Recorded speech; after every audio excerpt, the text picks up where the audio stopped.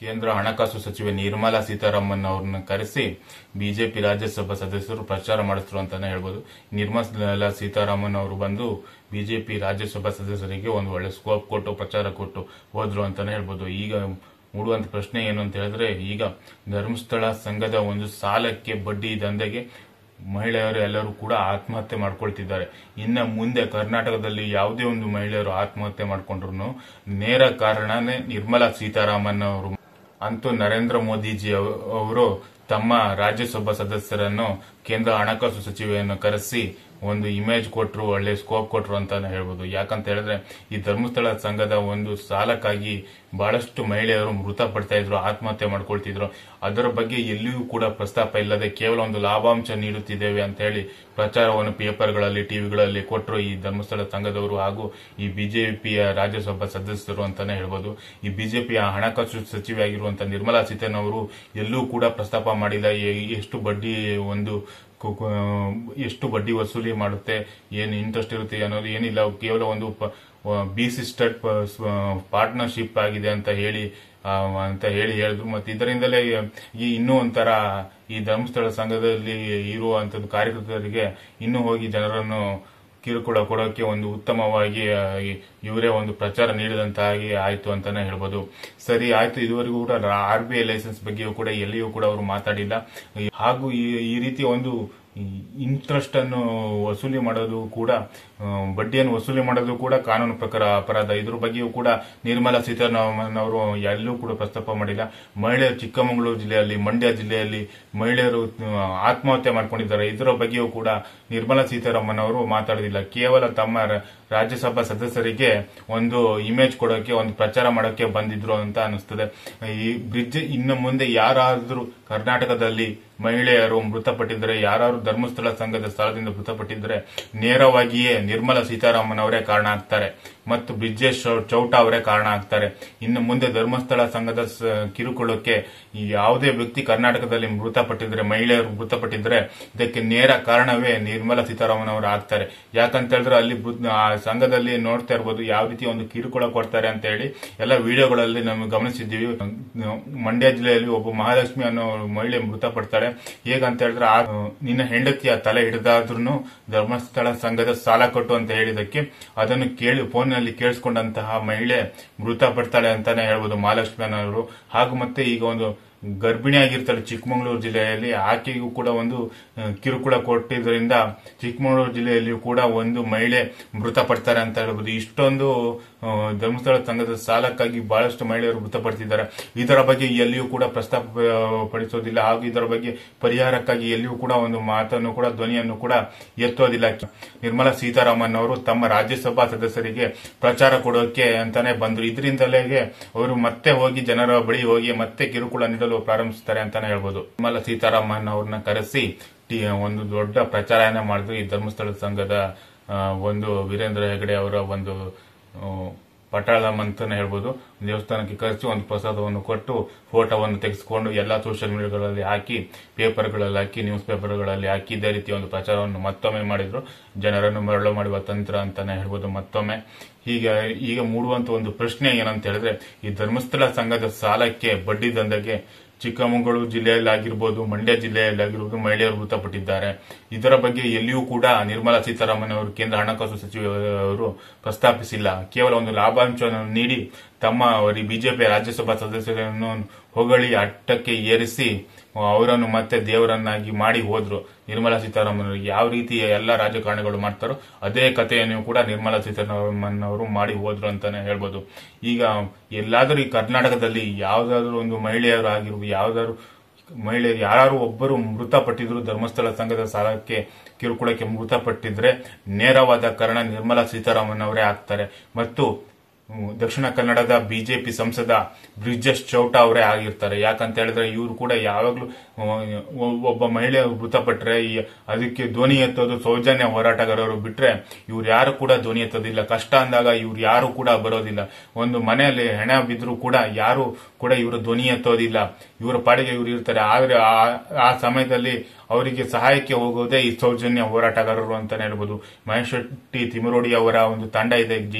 ಜಯಂತಿಯ ಆಗಿರ್ಬೋದು, ಗಿರೀಶ್ ಮಟ್ಟಣ ಸರ್ ಆಗಿರ್ಬೋದು, ಪ್ರಸನ್ನ ರವಿ ಅವರಾಗಿರ್ಬೋದು ಮತ್ತು ತಮ್ಮಣ್ಣ ಶೆಟ್ಟರ್ ಆಗಿರ್ಬೋದು, ಇವರು ಹೋಗಿ ಅಲ್ಲಿ ಹೋಗಿ ಭೇಟಿ ಕೊಟ್ಟು ಅಲ್ಲಿರುವ ಸಮಸ್ಯೆಗಳನ್ನು ಬೆಳೆಸಿದ ನಂತರ ಅವುಗಳನ್ನು ಮಾಧ್ಯಮಗಳಲ್ಲಿ ಬಂದ ನಂತರ ಅದು ಮಾಧ್ಯಮಗಳು ನಾವು ಸೌಜನ್ಯ ಹೋರಾಟಗಾರರೇ ತೋರಿಸಬೇಕಷ್ಟೇ. ಸೋಷಿಯಲ್ ಮೀಡಿಯಾಗಳಲ್ಲಿ ಮತ್ತು ಬೇರೆ ಯಾವ ಮಾಧ್ಯಮಗಳು ಕೂಡ ತೋರಿಸೋದಿಲ್ಲ. ಅವರಿಗೆಲ್ಲ ಕೇವಲ ಒಂದು ಧರ್ಮಸ್ಥಳದ ಒಂದು ಕಾಣಿಕೆಯ ಒಂದು ಅಡ್ವರ್ಟೈಸ್ ಕೊಟ್ಟರು ಸಾಕು, ಅವರು ಎಲ್ಲರೂ ಕೂಡ ಬಾಯಿ ಮುಚ್ಕೊಂಡು ಕೂರ್ತಾರೆ. ಎಲ್ಲ ಸ್ಯಾಟಲೈಟ್ ಚಾನೆಲ್ಗಳು, ಎಲ್ಲ ನ್ಯೂಸ್ ಪತ್ರಿಕೆಗಳು ಅಂತಾನೆ ಹೇಳ್ಬೋದು. ಅವರಿಗೆ ಒಂದು ಸತ್ಯನಿಷ್ಠವಾದ ವರದಿಯನ್ನು ಮಾಡುವುದು ಇದುವರೆಗೂ ಕೂಡ ನಾವು ನೋಡಿಲ್ಲ ಅಂತಾನೆ ಹೇಳ್ಬೋದು. ಯಾಕಂತ ಹೇಳಿದ್ರೆ ನಾವು ದೆಹಲಿ ಚಲೋ ಮಾಡಿದಾಗೂ ಅಲ್ಲಿಂದ ಬೈಟ್ಗಳನ್ನು ತೆಗೆದುಕೊಂಡು ಬಂದು ಅವ್ರು ತೋರಿಸದೇ ಇದ್ದು ಅಂತ ಒಂದು ಪಬ್ಲಿಕ್ ಟಿವಿ ರಂಗನಾಥ್ ಅಂತಾನೆ ಹೇಳ್ಬೋದು. ಆ ವ್ಯಕ್ತಿ ಕುತ್ಕೊಂಡು ಮಾತಾಡ್ತಾರೆ. ಸಂತೋಷ್ ರಾವ್ ಹೋದಾಗ, ಜೈಲಿಗೆ ಹೋದಾಗ ಮಾತ್ರ ಪ್ರೈಮ್ ಟೈಮ್ನಲ್ಲಿ ಓದೋದು. ಮತ್ತೆ ಯಾವುದೇ ಒಂದು ಬೆಳವಣಿಗೆ ಸೌಜನ್ಯ ಪ್ರಕರಣದಲ್ಲಿ ನಡೆಯಲಿ, ಸೌಜನ್ಯ ತಾಯಿಯನ್ನು ಕೂಡ ಒಂದು ದಿನ ಮಾತಾಡ್ಸೋದಿಲ್ಲ. ಬರೀ ಬೊಗಳೆ ಬಿಡೋದಷ್ಟೇ ಕುತ್ಕೊಂಡು 9 ಗಂಟೆಯಲ್ಲಿ ಅಂತಾನೆ ಹೇಳ್ಬೋದು. ಈ ರಂಗನಾಥ್ ಅವರು ಅಂತಾನೆ ಹೇಳ್ಬೋದು.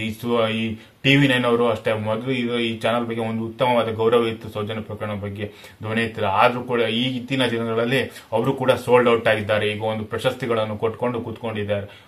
ನವ ನಕ್ಷತ್ರಿಕ ಪ್ರಶಸ್ತಿಯನ್ನು TV9 ಅವರು ಕೊಟ್ಟು ಎಲ್ಲ ಅಡ್ವರ್ಟೈಸ್ಗಳನ್ನು ತೆಗೆದುಕೊಂಡು, ಕಾಣಿಕೆ ದುಡ್ಡಿನ ಅಡ್ವರ್ಟೈಸ್ ತೆಗೆದುಕೊಂಡು TV9, ಸುವರ್ಣ ನ್ಯೂಸ್ ಆಗಿರ್ಬೋದು, ಸುವರ್ಣ ನ್ಯೂಸ್ ನ ಅಜಿತ್ ಹನುಮಕ್ಕನವರು ಯಾವ ರೀತಿ ದಾರಿ ತಪ್ಪಿಸಿದ್ರು ಸೌಜನ್ಯ ಪ್ರಕರಣವನ್ನು ಅಂತ ಎಲ್ಲರಿಗೂ ಕೂಡ ಗೊತ್ತಿದೆ ಅಂತಾನೆ ಹೇಳ್ಬೋದು. ಸಂತೋಷ್ ರಾವ್ನೇ ಅಪರಾಧಿ ಅಂತ ಹೇಳ್ತಾನೆ ಅಜಿತ್.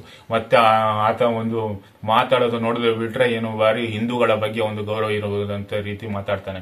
ನಾನು ಒಂದು ಇವರು ವೀರೇಂದ್ರ ಹೆಗ್ಗಡೆ ಅವರ ಒಂದು ಹಾಸ್ಟೆಲ್ ನಲ್ಲಿ ನಾನು ಸ್ವಲ್ಪ ದಿನ ಉಳ್ಕೊಳಕ್ ನಾನು ಸ್ವಲ್ಪ ಜಾಗ ಕೊಟ್ಟಿದ್ರು ಅಂತ ಹೇಳಿ ಒಂದು ಕಾರ್ಯಕ್ರಮದಲ್ಲಿ ಹೇಳ್ತಾನೆ, ಒಂದು ಜೈನ ಒಂದು ಮೀಟಿಂಗ್ ಸಮಯದಲ್ಲಿ. ಅದೇ ಸೌಜನ್ಯ ಪ್ರಕರಣದ ಬಗ್ಗೆ ಸಂತೋಷ್ ರಾವ್ನೇ ಆರೋಪಿ ಅನ್ನೋ ರೀತಿ ಭಾಷಣಗಳನ್ನು ಮಾಡ್ತಾನೆ ಅಂತಾನೆ ಹೇಳ್ಬೋದು. ಜನರನ್ನು ದಾರಿ ತಪ್ಪಿಸುವಂತ ಕೆಲಸಗಳನ್ನು ಈ ದೊಡ್ಡ ದೊಡ್ಡ ಮಾಧ್ಯಮದಲ್ಲಿ ಅಜಿತ್ ಹನುಮಕ್ಕನವರಾಗಿರ್ಬೋದು, ಪಬ್ಲಿಕ್ ಟಿವಿ ರಂಗನಾಥ್ ಆಗಿರ್ಬೋದು, ಈಗ TV9 ಪ್ರಸ್ತುತ ವಾಹಿನಿ ಇರ್ಬೋದು, ಇನ್ನೊಂದು ಇರದೆ ಸುವರ್ ಟಿವಿ ಅಂತ ಹೇಳಿ ಅದ್ರ ಬಗ್ಗೆ ಮಾತಾಡೋಷ್ಟು ಕೀಳ್ಮಟ್ಟಕ್ಕೆ ನಾವು ಹೋಗ್ಬಾರ್ದು. ಯಾಕಂದ್ರೆ ಅದು ಫುಲ್ ಸೋಲ್ಡ್ ಔಟ್ ಆಗ್ಬಿಟ್ಟಿದೆ. ಅದೊಂದು ಧರ್ಮಾಧಿಕಾರಿಗೆ ಆ ಚಾನಲ್ ಅಂತಾನೆ ಹೇಳ್ಬೋದು, ಆ ಬ್ಲಾಕ್ ಮೇಲರ್ ಅಂತಾನೆ ಹೇಳ್ಬೋದು. ಇವರ ಮುಖವಾಡಗಳು ಜನರ ಮುಂದೆ ಬಯಲಾಗ್ತಿದ್ದಾವೆ ಅಂತಾನೆ ಹೇಳ್ಬೋದು. ಹಾಗೆ ಈ ನರೇಂದ್ರ ಮೋದಿಜಿ ಅವರು ಸಹ, ಈಗ ನರೇಂದ್ರ ಮೋದಿಜಿ ಅವರು ಒಂದು ಕೇವಲ ಒಂದು ಬಡವರ ಪರವಾಗಿ, ನೊಂದವರ ಪರವಾಗಿ ಇರೋದು ಬಿಟ್ಟು ಕೇವಲ ತಮ್ಮ ರಾಜ್ಯಸಭಾ ಸದಸ್ಯರ ಕುಟುಂಬದ ಸದಸ್ಯರಾಗಿ ಕಾಪಾಡುವ ಒಂದು ಪ್ರಧಾನಮಂತ್ರಿಯಾಗಿದ್ದಾರೆ ಅಂತಾನೆ ಹೇಳ್ಬೋದು. ಯಾಕಂತ ಸ್ಪಷ್ಟವಾಗಿ ಗೊತ್ತಾಗುತ್ತೆ, ಎಲ್ಲ ಸಾಕ್ಷಿಗಳು ಕಣ್ಣ ಮುಂದೆನೇ ಇದೆ. ನರೇಂದ್ರ ಮೋದಿಜಿ ಅವರು ಏನು ಮಾಡಿದ್ರು ಅನ್ನೋದು ಕನ್ನಡ ಮುಂದೆನೇ ಇದೆ ಅಂತಾನೆ ಹೇಳ್ಬೋದು. ಯಾಕಂದ್ರೆ ಸೌಜನ್ಯ ಪ್ರಕರಣ ಸಿಬಿಐಗೆ ಹೋದಾಗ ಸಿಬಿಐ ತನಿಖೆಯನ್ನು ನಡೆಸುತ್ತಿದ್ದವರು ಮುರುಗನ್ ಅಂತಾನೆ ಹೇಳ್ಬೋದು. ನಿಷ್ಠಾವಂತ ಅಧಿಕಾರಿ, ಉತ್ತಮವಾಗಿಯೇ ತನಿಖೆಯನ್ನು ನಡೆಸುತ್ತಿದ್ರು ಸಿಬಿಐ ಅಧಿಕಾರಿ ಅಂತಾನೆ ಹೇಳ್ಬೋದು. ಆ ಸಮಯದಲ್ಲಿ ಇವರು ಯಾವಾಗ ಅಧಿಕಾರಕ್ಕೆ ಬಂದ್ರು ನರೇಂದ್ರ ಮೋದಿಜಿ ಅವರು ಕೂಡಲೇ ಆ ಸಿಬಿಐ ಅಧಿಕಾರಿಯಾದಂತಹ ಮುರುಗನ್ ಅವ್ರನ್ನ ಬದಲಾವಣೆ ಮಾಡ್ತಾರೆ. ಇದನ್ನು ನಾವು ಯಾರು ಕಥೆಯನ್ನು ಕಟ್ಟಿ ಹೇಳಿದಲ್ಲ, ವಸಂತ ಬಂಗೇರ್ ಅವರು, ದಿವಂಗತ ವಸಂತ ಬಂಗೇರ್ ಅವರೇ ಹೇಳಿದ್ದು. ವಸಂತ ಬಂಗೇರ್ ಅವರು ಈ ಪ್ರಕರಣವನ್ನು ಸಿಬಿಐಗೆ ಹಠ ಹಿಡಿದು ಸಿದ್ದರಾಮಯ್ಯನವರ ಬಳಿ ಕೊಡಿಸಿಲ್ಲ ಅಂತ ಹೇಳಿದ್ರೆ ಇದುವರೆಗೂ ಕೂಡ ಸಂತೋಷ್ ರಾವ್ ಜೈಲಲ್ಲೇ ಇರ್ತಿದ್ದ ಅಂತ ಹೇಳ್ಬೋದು. ಸಿದ್ದರಾಮಯ್ಯನವರ ಪಾತ್ರದಲ್ಲಿ ಇದರಲ್ಲಿ ಏನೂ ಇಲ್ಲ ಅಂತ ಹೇಳ್ಬೋದು. ನಿಜವಾದ ಒಂದು ಪಾತ್ರವನ್ನು ಯಾರಿದೆ ಅಂತ ಹೇಳಿದ್ರಲ್ಲಿ ವಸಂತ ಬಂಗೇರ್ ಅವರ ಪಾತ್ರ ಅಂತಾನೆ ಹೇಳ್ಬೋದು. ಸಿದ್ದರಾಮಯ್ಯನವರು ನೋಡಿದ್ರು ಯಾವ ರೀತಿ ಬಂದು ಒಂದು ಸ್ಕೋಪ್ ಕೊಟ್ಟರು ಅಂತಾನೆ ಹೇಳ್ಬೋದು. ಒಬ್ಬ ಆನೆ ಮಾವುತನ ಜೋಡಿ ಕೊಲೆಯ ಪ್ರಕರಣದ ಆರೋಪಿಯ ಜೊತೆಗೆ ಕೂಡ ಫೋಟೋಗಳನ್ನು ತೆಗೆಸಿಕೊಂಡು ಸ್ಕೋಪ್ ಕೊಟ್ಟರು. ಆ DK ಶಿವಕುಮಾರ್ ಆಗಿರಬಹುದು ಸಹ, ಆತನು ಕೂಡ ಒಂದು ಒಕ್ಕಲಿಗ ಹೆಣ್ಣು ಮಗಳ ಪರ ಧ್ವನಿ ಎತ್ತದೆ, ಕೇವಲ ಒಂದು ಧರ್ಮೋದ್ಯೋಗಿಗಳ ಜೊತೆಗಾರನಾಗಿ ನಿಲ್ತಾನೆ. ಇವರಿಗೆಲ್ಲ ಕೂಡ ಒಕ್ಕಲಿಗರ ಮತಗಳು ಬೇಕು. ಕುಮಾರಸ್ವಾಮಿ ಆಗಿರ್ಬೋದು, ಇವರಿಗೆಲ್ಲ ಕೂಡ ಒಕ್ಕಲಿಗರ ಮತಗಳು ಬೇಕು. ತಾವು ಈ ರಾಜಕೀಯದಲ್ಲಿ ಮುಂದೆ ಬೆಳೆಯೋಕೆ, ಇವರ ಕುಟುಂಬವನ್ನು ಬೆಳೆಸೋಕೆ ಬಡ ಒಕ್ಕಲಿಗರ ಮರಬೇಕಾದ್ರೆ, ಬಡ ಒಕ್ಕಲಿಗ ತಾಯಿ ಹೆಣ್ಣು ತನ್ನ ಮಗಳನ್ನು ಕಳೆದುಕೊಂಡು 12 ವರ್ಷದಿಂದ ಹೋರಾಟ ಮಾಡ್ತಾ ಇದ್ರೆ ಯಾರು ಕೂಡ ಇದುವರೆಗೂ ಕೂಡ ಧನ್ಯವಾದ ತಮ್ಮ ಸ್ವಾರ್ಥಕ್ಕಾಗಿ ರಾಜಕಾರಣ ಮಾಡ್ತಿದ್ದಾರೆ ಅಂತಾನೆ ಹೇಳ್ಬೋದು. ಇದಕ್ಕೆ ಮೂಲ ಕಾರಣನೇ ಅಶೋಕ್, ಬಿಜೆಪಿಯ ಈಗಿನ ವಿರೋಧ ಪಕ್ಷದ ನಾಯಕ ಅಶೋಕ್. ಆ ಸಮಯದಲ್ಲೇ ಸಾಕ್ಷಿಗಳನ್ನು ನಾಶ ಮಾಡಿಸಿದೆ ಈ ಅಶೋಕ್. ಯಾಕಂದ್ರೆ ಸ್ಪಷ್ಟವಾಗಿ ಆಗುತ್ತದೆ, ಪ್ರಾರಂಭಿಕ ಹಂತದಲ್ಲಿಯೇ ಕೂಡ ಸಾಕ್ಷಿಗಳು ನಾಶವಾಗಿದೆ ಅಂತ ಹೈಕೋರ್ಟ್ ಹೇಳಿದೆ. ಆದ್ದರಿಂದಲೇ ಪ್ರಮುಖ ಕಾರಣನೇ ಅಶೋಕ್ ಅಂತಾನೆ ಹೇಳ್ಬೋದು.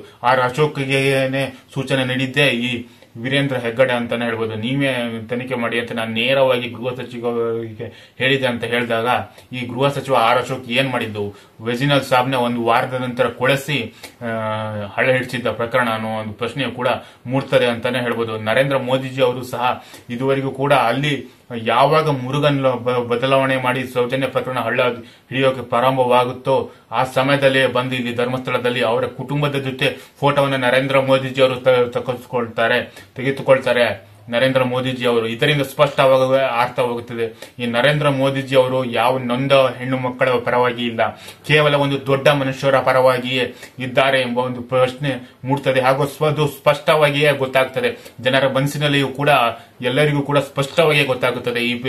ಈ ಪ್ರಧಾನಿಗಳು ಬೇಟಿ ಬಚಾವ್ ಬೇಟಿ ಪಡಾವು ಮಾಡಿದ್ದಲ್ಲ, ಬೇಟಾ ಬಚಾವ್ ಮಾಡಿದ್ದು, ತಮ್ಮ ರಾಜ್ಯಸಭಾ ಸದಸ್ಯರ ಬೇಟಾ ಬಚಾವ್ ಮಾಡಿದ್ದು ಅಂತೇಳಿ ಸ್ಪಷ್ಟವಾಗಿ ಆಗುತ್ತದೆ. ಆಯ್ತು ಸರಿ, ಈಗ ಭಕ್ತರಿಗೆ ಕೂಡ ಉಳಿಯುತ್ತದೆ, ಈ ಸರಿ ಆಯ್ತು. ಆದರೆ ಆ ಬದಲಾವಣೆ ಮಾಡಿದ ತಕ್ಷಣ ಈಗ ಈ ಪ್ರಕರಣ ಸರಿಯಾಗಿ ತನಿಖೆ ನಡೆಯಬೇಕಿತ್ತಲ್ಲ, ಮತ್ತೆ ಯಾಕೆ ಸಂತೋಷ್ ರಾವೇ ಅಪರಾಧಿ ಅಂತೇಳಿ ಸಿಬಿಐ ಹೋಗುತ್ತೆ? ಅದು ಒಂದು ಕೇಂದ್ರ ಸರ್ಕಾರದ ಅಧೀನದಲ್ಲಿರುವ ಸಂಸ್ಥೆ. ಇದರಿಂದ ಸ್ಪಷ್ಟವಾಗಿ ಜನರಿಗೆ ಅರ್ಥ ಆಗೋದಿಲ್ಲ ಇದರಿಂದ ಯಾರಿದ್ದಾರೆ ಅಂತ ಹೇಳಿ.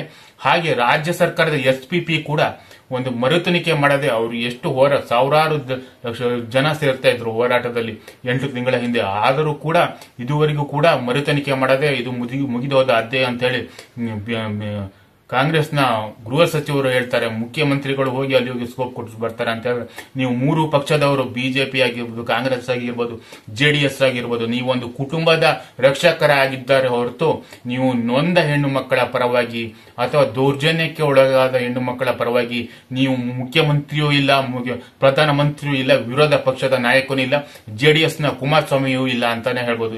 ಯಾಕಂತ ಹೇಳಿದ್ರೆ ಅವರು ಕೂಡ ಕೇವಲ ತಮ್ಮ ಒಂದು ಒಕ್ಕಲಿಗರ ಮತಗಳನ್ನು ತಮ್ಮ ಕುಟುಂಬ ರಾಜಕಾರಣಕ್ಕಾಗಿ ಬರ್ತಾರೆ. ಇದುವರೆಗೂ ಕೂಡ ನೀವು ನಿಜವಾದ ಒಕ್ಕಲಿಗರೇ ಆಗಿದ್ದಾರೆ. ಒಬ್ಬ ಬಡ ಒಕ್ಕಲಿಗ ಹೆಣ್ಣು ಮಗಳ ಪರವಾಗಿ ಧ್ವನಿ ಎತ್ತಬೇಕಾಗಿತ್ತು. ನಮ್ಮ ಬರೀ ಅವರ ಬಡವರ ಮತಗಳನ್ನು ನಿಮ್ಮ ಕುಟುಂಬದ ರಾಜಕಾರಣಕ್ಕಾಗಿ ಬಳಸಿಕೊಳ್ತಿದ್ದಾರೆ. ಹಾಗೆ ಈ ಹಿಂದೂ ಅನ್ನುವಂತ ಈ BJP ನಾಯಕರು ಕೂಡ ಒಂದು ಪವಿತ್ರ ಪುಣ್ಯಕ್ಷೇತ್ರದಲ್ಲಿ ಅತ್ಯಾಚಾರಕ್ಕೆ ಒಳಗಾದ ಹಿಂದೂ ಹೆಣ್ಣುಮಗಳ ಪರವಾಗಿ ಇದುವರೆಗೂ ಕೂಡ ಧ್ವನಿ ಎತ್ತಿಲ್ಲ. ಆಗ ಉಸ್ತುವಾರಿ ಸಚಿವ ಆಗಿದ್ದಂತ CT ರವಿ ಇದ್ರ ಬಗ್ಗೆ ಭಾರಿ ಒಂದು ಮುಸಲ್ಮಾನ್ ವಿರುದ್ಧವಾಗಿ ಮಾತನಾಡುವಂತ CT ರವಿ ಯಾಕೆ ಮಾತಾಡಿದ್ರೆ, ಯಾಕೆ ಧ್ವನಿ ಎತ್ತೋದಿಲ್ಲ? KS ಈಶ್ವರಪ್ಪ, ಯಡಿಯೂರಪ್ಪ, BS ಯಡಿಯೂರಪ್ಪ, ಇವ್ರು ಎಲ್ಲರೂ ಕೂಡ ನೀವೆಲ್ಲ ಸೇರಿ ಒಂದು ಹಿಂದೂ ಹೆಣ್ಣು ಮಗಳು, ಬಡ ಹಿಂದೂ ಹೆಣ್ಣು ಮಗಳನ್ನು ಮಗಳ ಒಂದು ಸಾವಿನ ಮೇಲೆ, ಹೆಣದ ಮೇಲೆ ನೀವು 3 ಪಕ್ಷದವರು ಸೇರಿ ರಾಜಕೀಯ ಮಾಡಿದ್ದೀರಿ ಅಂತಾನೆ ಹೇಳ್ಬೋದು. ಯಾಕಂತ ಹೇಳಿದ್ರೆ ಈಗ ಪ್ರಕರಣವನ್ನು ಸುಪ್ರೀಂ ಕೋರ್ಟ್ಗೆ ಹಂತಕ್ಕೆ ಹೋಗಿದೆ.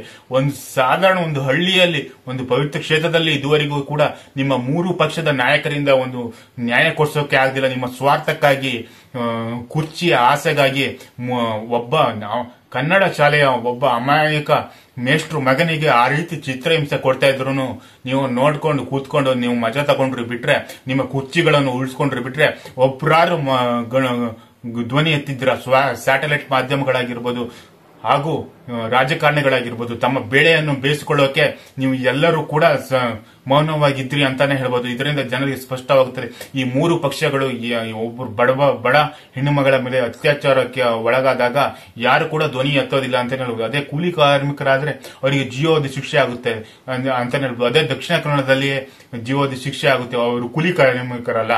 ಅದಕ್ಕಾಗಿ ಅದೇ ಉಳ್ಳವರಾದ್ರೆ ನೀವೆಲ್ಲರೂ ಸೇರಿ ಆ ಒಂದು ಪ್ರಕರಣವನ್ನು ಮುಚ್ಚುವ ಪ್ರಯತ್ನವನ್ನೇ ಮಾಡ್ತಾ ಇದ್ದೀರಿ. ಅದಕ್ಕಾಗಿಯೇ ದಕ್ಷಿಣ ಕನ್ನಡ ಹಾಗೂ ಉಡುಪಿ ಜಿಲ್ಲೆಯ ಜನ ಸರಿಯಾಗಿ ಬುದ್ಧಿಯನ್ನು ಕಳಿಸಿದ್ದಾರೆ. ಎಲ್ಲರೂ ಕೂಡ ನೋಟಾಗೆ ಮತ ಹಾಕಿದ್ದಾರೆ ಅಂತಾನೆ ಹೇಳ್ಬೋದು. ನೋಟಕ್ಕೆ ಮತ ಹಾಕಿದ್ದಾರೆ ಅಂತಾನೆ ಹೇಳ್ಬೋದು. ಸುಮಾರು 32,000ಕ್ಕೆ ಹೆಚ್ಚು ಮತ ಬಂದಿದ್ದಾರೆ. ಬರೀ ದಕ್ಷಿಣ ಕನ್ನಡದಲ್ಲಿ 22,000 ಮತಗಳು ಬಂದಿದ್ದಾವೆ ಅಂತಾನೆ ಹೇಳ್ಬೋದು.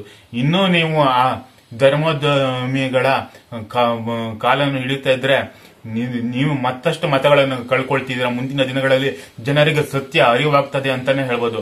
ಈ ಧರ್ಮೋದ್ಯಮಿ ತಿಳ್ಕೊಂಡಿರ್ಬೋದು, ನಾವೀಗ ನಿರ್ಮಲಾ ಸೀತಾರಾಮನ್ ಬಂದ ತಕ್ಷಣ ಈ ಸೌಜನ್ಯ ಹೋರಾಟಗಾರರು ಸುಮ್ಮನಾಗ್ತಾರೆ ಅಂತಾನೆ ಹೇಳೋದು. ನೀನು ನಿರ್ಮಲಾ ಸೀತಾರಾಮನ್ ಅಲ್ಲ, ನೀನು ಡೊನಾಲ್ಡ್ ಟ್ರಂಪ್ ಕರ್ಕೊಂಡು ಬಂದನು ಕೂಡ ಜನರಿಗೆ ಸತ್ಯ ಹೇಳೋದನ್ನು ಕೂಡ ಈ ಸೌಜನ್ಯ ಹೋರಾಟಗಾರರು ಎಂದು ನಿಲ್ಸೋದಿಲ್ಲ ಅಂತಾನೆ ಹೇಳ್ಬೋದು.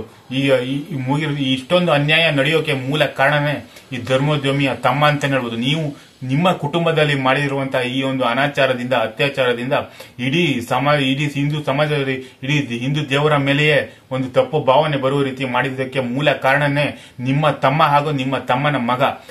ನೀವು ಸರಿ ಇಲ್ಲದೆ ನೀವು ಮಾಡುವಂತ ಒಂದು ಕೆಟ್ಟ ಕೆಲಸವನ್ನು ಮುಚ್ಚಿ ಹಾಕಿಕೊಳ್ಳೋಕೆ ಒಂದು ದೇವಸ್ಥಾನದ ಮೇಲೆ ಕಳಂಕ ತೆಗ್ತಾರೆ ಅಂತ ಹೇಳಿ ಜನರನ್ನು ಮರಳು ಮಾಡುವಂತ ತಂತ್ರವನ್ನು ಮಾಡ್ತಿರುವಂತಹ ನಿಮ್ಮಂತ ಧರ್ಮೋದ್ಯಮಿಗೆ ಒಂದು ಧಿಕ್ಕಾರವನ್ನೇ ಹೇಳಬೇಕು ಅಂತಾನೆ ಹೇಳ್ತೀವಿ. ಯಾಕೆ ಕುಟುಂಬದಲ್ಲಿ ಯಾರಿಗೂ ಕೂಡ ಒಂದು ಮನುಷ್ಯತ್ವದ ಗುಣವೇ ಇಲ್ಲ ಅಂತಾನೆ ಹೇಳ್ಬೋದು. ಕೇವಲ ಒಂದು ತೋರಿಕೆಗಾಗಿ ಜನರನ್ನು ಮರಳು ಮಾಡುವಂತ ಕುಟುಂಬ ಬಹಳಷ್ಟು ವರ್ಷಗಳ ಹಿಂದೆ ನಡೆದುಕೊಂಡು ಬಂದಿದೆ ಅಂತಾನೆ ಹೇಳ್ಬಹುದು. ಯಾಕಂತ ಹೇಳಿದ್ರೆ ಈ ಕಾಮಾಂಧರ ತಾಯಿ ಇದ್ದಾರಲ್ಲ, ಇದೇ ಕಾಮಾಂಧರ ತಾಯಿ ಈ ಪದ್ಮಲತಾ ಅನ್ನೋ ಒಂದು 17 ವರ್ಷದ ಹೆಣ್ಣು ಮಗಳು ಕಾಣೆಯಾಗಿರ್ತಾಳೆ.